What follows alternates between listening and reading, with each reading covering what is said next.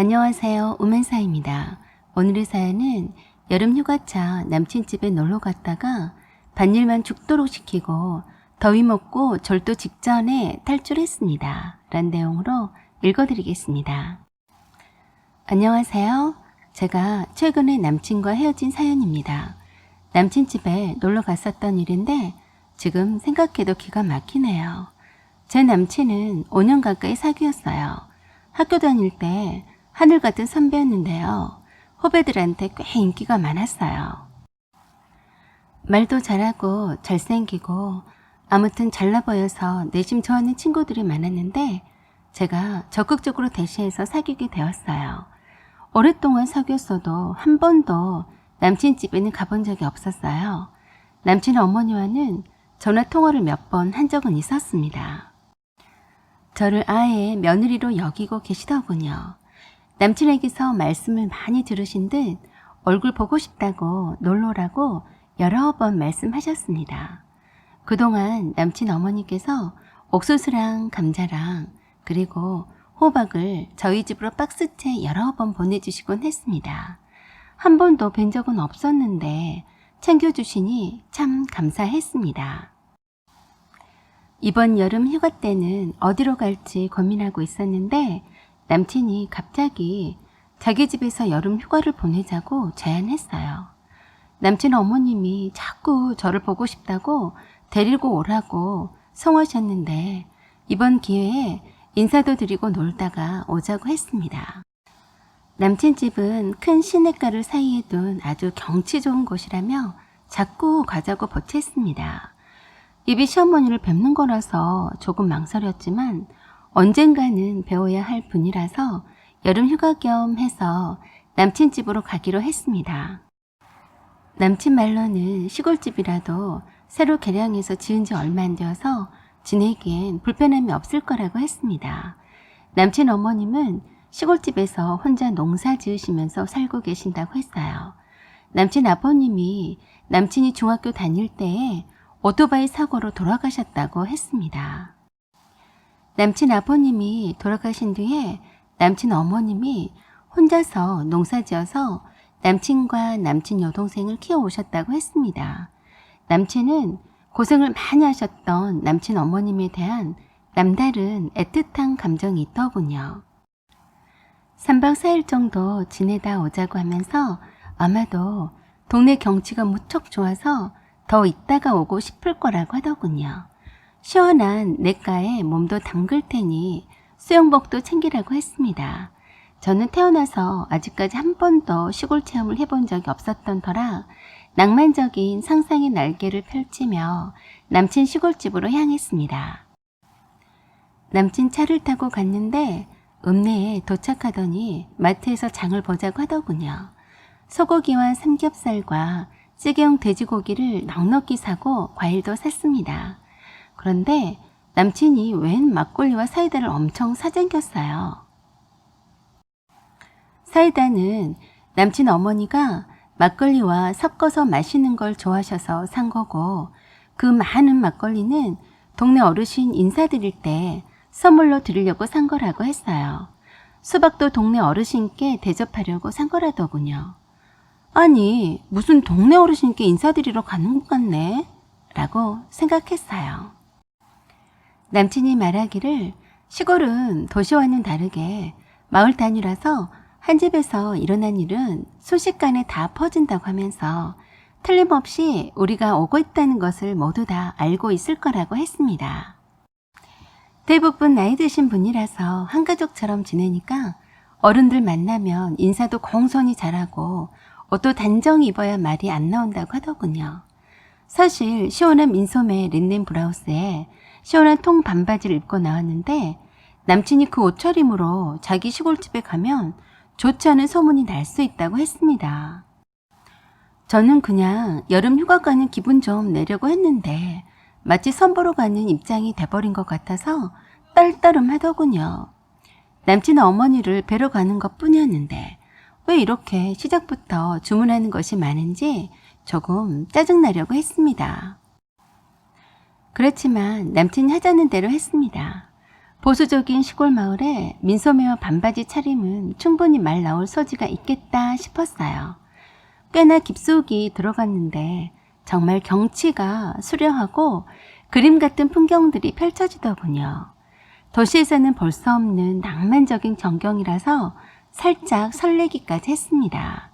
거기에다가 큰 시냇가가 있다니 더할 나위 없었죠. 동네가 아담하니 아주 소박하고 깨끗했어요. 마을 입구에 큰 느티나무가 있고 그 아래 큰 정자까지 아주 이뻐서 카메라를 들고 사진을 연거푸 찍었습니다. 그러다가 시멘트로 포장된 길에 막다른 곳이 남친 집인들 대문을 활짝 열어준 곳으로 남친 차가 들어갔습니다. 마당에 남친 어머니가 나와 계셨어요. 아주 반갑게 맞아주시는 남친 어머님을 처음 뵈었어요. 농사일에 얼마나 고생이 많으셨는지 저희 엄마뻘 연배이신데도 훨씬 더 나이 들어 보였습니다. 얼굴은 화장기 하나도 없으셨고 햇빛에 얼마나 많이 탔는지 새까맣고 손과 얼굴에 주름이 많으셨어요. 인사를 드리는 저를 정말 이쁜 처자가 왔다면서 반갑게 맞아주시면서 얼음물에 탄 미숫가루를 한 컵 타서 주셨습니다. 집은 꽤 넓더군요. 마당까지 안으로 차를 주차하고도 넉넉했으니까요. 집은 정말 새 집이었고 깔끔하게 지어졌는데 그 넓은 마당을 모두 시멘트로 덮어 있었어요. 그 마당에서 반사되는 빛과 열 때문에 얼굴이 단번에 화끈거리며 뜨겁기까지 했습니다. 이 마당이 잔디밭이었다면 얼마나 주변과 잘 어울리고 이뻤을까 하고 잠시 생각했었네요. 남친 어머니 혼자서 집을 관리했기 때문에 마당을 시멘트로 도배했다고 했습니다. 그리고 마당에는 큰 대나무 평상이 2개나 있었어요. 벌레와 모기만 아니라면 저녁에 누워서 별을 쳐다보면서 넷플릭스 영화 한 편 보면 참 시원하니 좋겠더라고요. 저는 혼자서 이런 낭만적인 생각을 하면서 남친 집 안으로 들어갔습니다. 역시나 넓은 거실에 현대식 주방에 딱 필요할 만큼의 가구만 있는 아주 소박하고 깔끔해서 무척 마음에 들더군요. 거기에다가 시원한 에어컨까지 더할 나위 없었습니다. 남친 어머니께서 시골 생활에서 빠질 수 없는 몸빼 바지를 주셨어요. 입으시던 것 준 것이 아니라면서 장날에 저에게 편하게 집에서 입히려고 사오셨다고 하셨습니다. 남친도 집에 오면 늘 몸빼 바지를 입었다고 했는데 오늘은 함께 몸빼 바지 입고서 셀카 사진도 몇 컷 기념으로 찍었습니다. 남친 어머님이 따로 식사 준비하실까 봐서 점심은 먹고 들어간다고 미리 말씀을 드렸더니 따로 음식 준비는 하지 않으셨어요. 그런데 남친 어머니께서 저녁이 되기 아직 이른 시간이지만 토종닭 백숙을 해주신다고 하셨어요. 키우시던 토종닭을 잡으신다고 하시더라고요. 저는 닭 요리를 별로 좋아하진 않았지만 해주신다는데 싫다고 하지는 못하겠더라고요. 남친이 토종닭 구경시켜 준다면서 남친 집 뒷마당에 넓게 우리를 쳐놓고 키우는 토종닭을 보여주었습니다. 아, 생각보다 크고 신기했어요. 그런데 남친 어머니가 우리 안으로 들어오시더니 도망다니는 닭들을 하나씩 붙잡으시더라고요. 그래서 제가 말씀을 드렸어요. 어머니, 저희가 사온 삼겹살 먹어요. 닭들 불쌍하니까 그냥 놔주세요. 라고 했어요. 그랬더니 남친 어머니께서 말씀하셨어요. 저녁 식사로 동네 분들이 다 오기로 했다. 삼겹살로는 어림도 없어. 오랜만에 백숙해서 나눠 먹어야 배부르지. 너는 그냥 마당에 가마솥에 불이 잘 타는지나 보고만 있어라. 내가 다 할 테니까. 라고 하셨습니다. 남친에게 키우던 닭을 꼭 저렇게 요리해서 먹어야 하는 거냐고 하면서 남친 어머니를 말리라고 했어요. 잠깐 동안이었지만 토종닭을 처음 본 저는 토종닭에게 말도 건네고 눈도 마주치고 했었는데 저녁 식탁에 오른다니 비위가 상했습니다. 남친은 참 웃기다면서 한두 번 해본 솜씨가 아닌 듯 남친 어머니와 손발이 척척 맞아가며 닭을 잡아서 손질해 나갔습니다. 아, 정말 여기 온 걸 후회했어요. 제가 오지 않았더라면 이런 광경도 보지 않았을 텐데. 정말 남친과 남친 어머님이 웃으면서 아무렇지도 않게 하는 그 모습이 싫었고, 나는 그들을 돕기 위해서 가마솥 앞에서 불을 지피고 있었다니 더더욱이 싫었습니다. 닭백숙을 그 큰 가마솥에 한가득 하는데 시간이 꽤 오래 걸렸습니다. 그 더운 여름날에 장작불에 불 지피며 오랫동안 있자니 진이 빠지려고 했습니다. 저녁 시간이 다 되기 전에 동네 어르신들이 오신다면서 남친 어머님의 손이 빨라지셨어요. 남친에게 옆집에 가서 겨자상을 하나 더 빌려오라고 하고 겉절이를 만드신다면서 제게 양념통 심부름을 이것저것 시키셨어요. 저는 그냥 가볍게 남친 어머님을 찾아뵌 것 뿐이었는데, 남친 어머니가 동네에 다 소문을 내셔서 며느리가 왔다며 동네 사람들한테 인사시킨다고 잔치를 벌이신 거였어요. 땀을 비질비질 흘리면서 장작불 떼고 있다가 남친 어머니가 부르시면 달려가서 심부름하고 다시 불 앞으로 달려가곤 했습니다. 남친은 찹쌀떡을 찍고 있었고요. 그리고 거실에 겨자상 4개를 놓고 남친 어머니가 시키신 대로 밑반찬 가져다 놓고 남친이 찐 찹쌀떡을 콩고물에 묻혀서 접시에 놓고 설거지가 쌓이면 안 된다면서 저에게 설거지를 시키셨습니다. 처음엔 남친 어머님이 며느리 자랑을 하시고 싶어서 그러신가 보다 했습니다. 남친도 별 불만이 없었고 당연하게 생각하는 눈치였어요.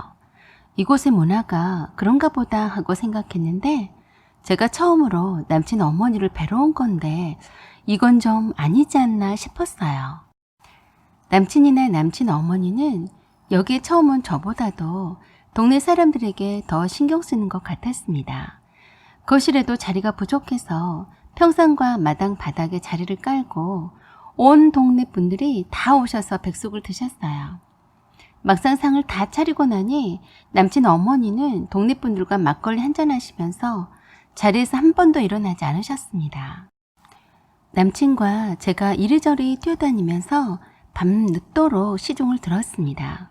그리고 산더미 같은 설거지를 두고서 남친 어머니는 술에 취한 채 그냥 마당 평상에서 주무시고 계셨고, 남친은 미안하다고 하긴 했지만 함께 설거지를 하자고 하더군요. 그렇게 남친이 나서서 설거지를 하기 시작하는데 그냥 있을 수는 없어서 함께 했습니다.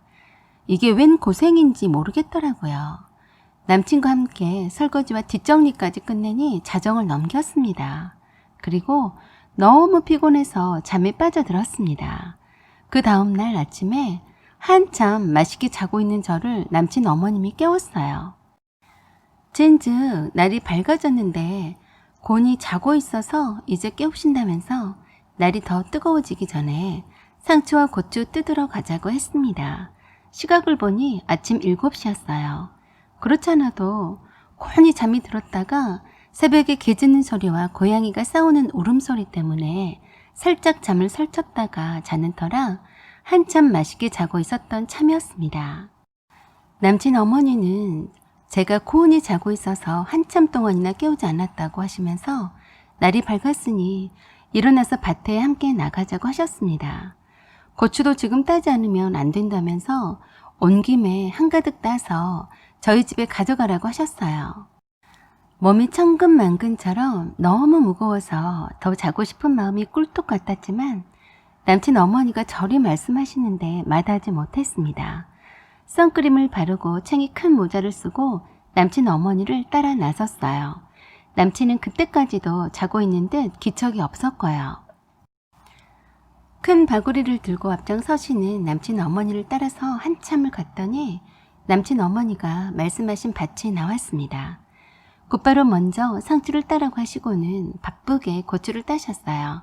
그래서 열심히 상추를 땄습니다. 엄청 상추가 많더라고요. 가져온 큰 소쿠리에 상추가 한가득이 되자 남친 어머니께 다 땄다고 했더니 남친 어머니가 상추밭으로 한번 가시더니 경악을 하셨어요. 아니 이게 뭐냐? 상추를 다 버려놨네? 이걸 어째? 세상에 너는 상추를 딸 줄도 모르니? 하고 놀라서 소리쳤습니다. 저는 무슨 말인지 몰라서 어안이 벙벙했었죠. 미연아, 상추 딸 줄 모르면 물어봤어야지. 아주 상추밭을 버려놓으면 어떡하냐. 아이고 내가 못 살아. 하고 탄식을 하셨습니다. 어제 남친 어머니 심부름을 실수했어도 화를 내신 적이 없으시고 웃는 낯으로 대해주셨는데 무슨 큰 사건이나 난 것 마냥 화를 내시더라고요. 왜 그러시냐고 얼른 상추밭으로 달려갔더니 남친 어머니가 기가 막히다는 표정으로 저를 쳐다보셨어요. 어머니 왜 그러세요? 뭐가 잘못된 거예요? 하고 영문을 몰라서 여쭙더니 넌 이거 보고도 모르겠다는 거냐? 라고 하셨습니다. 정말 저는 이해할 수가 없더라고요. 그냥 상추를 열심히 따기만 했는데 어쨌다는 소리인지 도통 알 수가 없었습니다. 아니 설마 이 상추를 못 뗄 줄은 내가 생각이라도 했겠니? 이런 거는 가르쳐줘야 하는 거였어? 하시더라고요. 저는 두꺼비 눈마냥 끔뻑끔뻑하며 무슨 말씀인지 못 알아듣자 남친 어머니가 말씀하시더군요. 상추대만 남겨놓고 싹 다 뽑아버리면 상추가 더 이상 자라나지 않는다고 하시면서 아래쪽 여린 잎은 놔두고 위쪽 상추잎을 뜯는 거라고 하셨어요. 저는 남친 어머니께 처음 상추잎을 뜯어보는 거라서 몰라서 그랬다고 했습니다. 모르면 물어서 해야지 상추밭을 다 망쳐놨다면서 세상 하늘이 무너진 듯이 기가 차 하셨습니다. 아니 그렇게 소중한 상추밭이면 미리 가르쳐주지 그러셨어요? 누가 보면 아주 대단한 실수라도 한 줄 알겠네. 남친 어머니는 농사로 생계를 이어온 터라서 농사에 집착하시는 것 같았습니다. 제가 무슨 큰 잘못이라도 저지른 듯이 정색을 하고 화를 내셔서 저는 굉장히 무안하고 언짢았어요. 그래도 고추 따는 것 멈추고 집으로 돌아가자고 할 줄 알았는데 고추 따는 법을 가르쳐 주시더니 이왕 한 김에 다 따서 가자고 했습니다. 고추 다 따서 저희 집에도 보내고 친척들끼리도 나눠 먹는다고 하셨어요. 그래서 저는 남친 어머니께 말씀드리고 싶었습니다. 어머니, 저는 여기 휴가차 온 거라고요. 밭일을 하러 온 게 아니에요. 라고 소리치고 싶을 만큼 등짝에 쏟아지는 햇빛도 점차로 뜨거워지기 시작했습니다. 정말이지 고추밭에 고추가 왜 이렇게도 많이 열려있는지 놀라지 않을 수 없었습니다.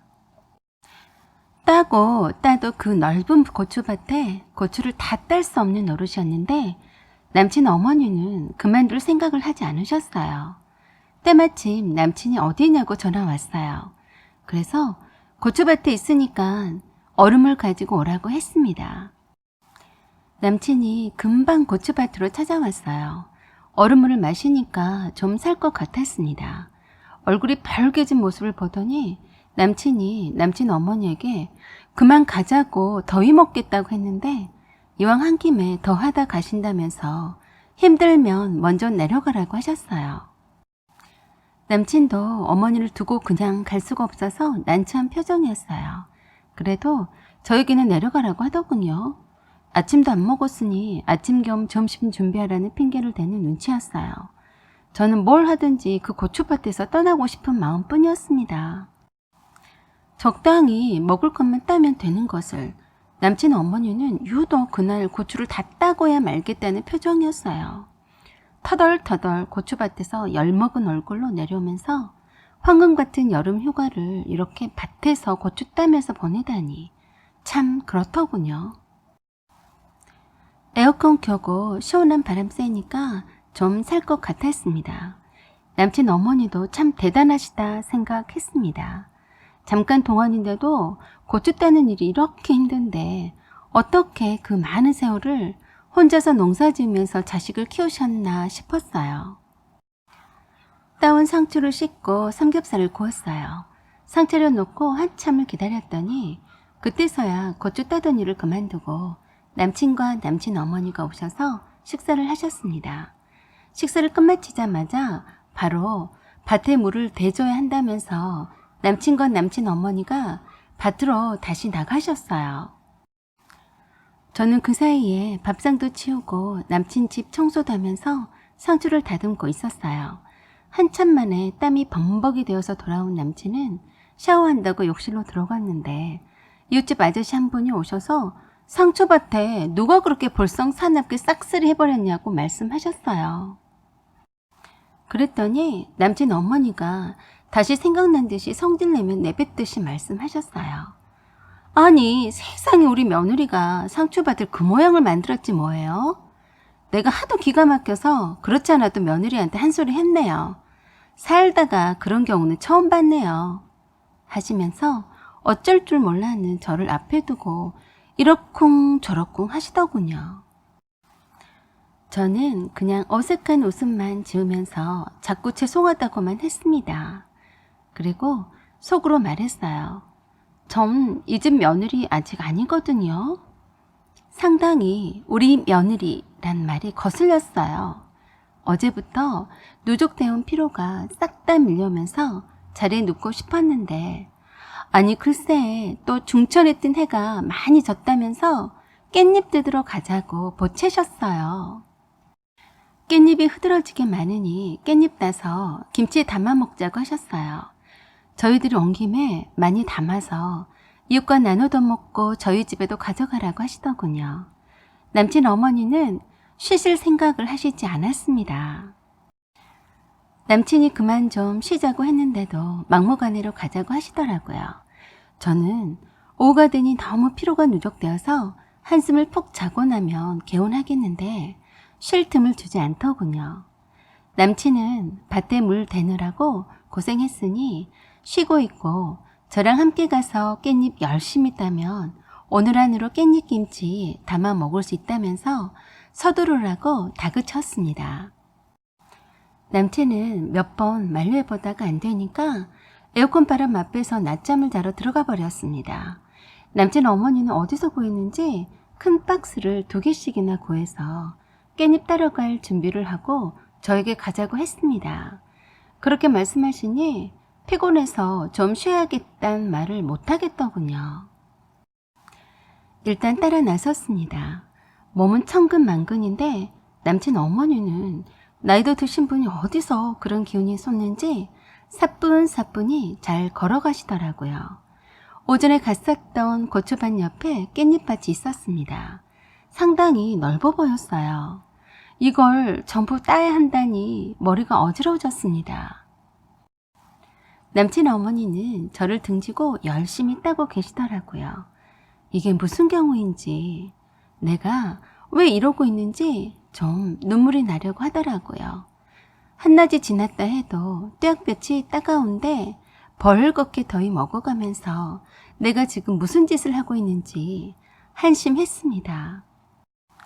이러다간 쓰러질 것만 같았습니다. 그래서 안 되겠다 싶어서 등지고 서서 깻잎 따고 있는 남친 어머니 모르게 조용히 밭에서 내려왔습니다. 그때까지도 남친 어머니는 눈치를 못 채더군요. 남친 집에 내려갔더니 남친은 낮잠을 세상 편하게 자고 있었습니다. 제가 짐 챙겨서 나가는 것도 몰랐어요. 저는 그냥 남친 집을 도망치듯이 나와버렸습니다. 미리 불러놓은 콜택시를 타고서 바로 읍내로 와서 터미널에서 버스를 타고 올라왔습니다. 버스를 타고 올라가는 도중에 얼마나 몸이 피곤했던지 버스에서 잠이 들었는데 잠깐이었지만 정말 꿀맛 같았습니다.